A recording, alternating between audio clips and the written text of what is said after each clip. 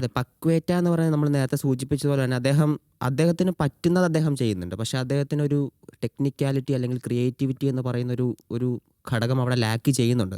എനിക്ക് തോന്നുന്നു ഇപ്പോഴുള്ള ബ്രസീലിയൻ ടീമിൽ ആ ഒരു ഘടകമുള്ളത് നെയ്മർ ജൂനിയറിന് മാത്രമാണ്. ഈ പറഞ്ഞ പോലെ നമ്മൾ പഴയ റൊണാൾഡോയുടെയും റൊണാൾഡീനിയോയുടെയും ഒക്കെ കാര്യം പറയുമ്പോൾ ആ ഒരു സാമ്പാതാളം നിലനിൽക്കുന്നുണ്ടെങ്കിൽ അത് നെയ്മർ ജൂനിയർ ആ ടീമിലുള്ളത് കൊണ്ടാണ്. നെയ്മറിന് ശേഷം ആര് എന്നുള്ളൊരു ചോദ്യത്തിന് ഇപ്പോഴും ബ്രസീലിന് ഉത്തരം ലഭിച്ചിട്ടില്ല. അപ്പോൾ അത്തരം ക്രിയേറ്റീവ് റോള് ചെയ്യാൻ പറ്റുന്ന ഒരു താരം നെയ്മറാണ് ടീമിൽ നിലവിലുള്ളൂ.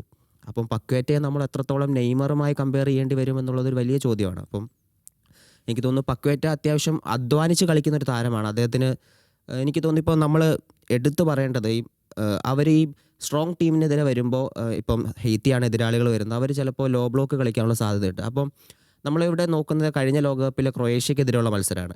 അന്നേരം ക്രൊയേഷ്യക്കെതിരെയുള്ള മത്സരത്തിൽ ഇതുപോലെ സെൻറ്റർ സ്പ്ലിറ്റ് ചെയ്യാൻ പറ്റാത്തൊരു സാഹചര്യം വന്നപ്പോൾ നെയ്മർ ഇറങ്ങി വന്ന് മാർക്കിന്യോസിൻ്റെ കയ്യിൽ നിന്ന് ബോൾ വാങ്ങി അത് പക്വേറ്റയായിട്ടൊരു വൺ ടച്ച് അടിച്ച് റോഡ്രിഗോ ആയിട്ടൊരു വൺ ടച്ച് അടിച്ച് ആ ബോക്സിനുള്ളിൽ എത്തി അത് ഗോൾ സ്കോർ ചെയ്യുന്നത് നമ്മൾ കണ്ടു.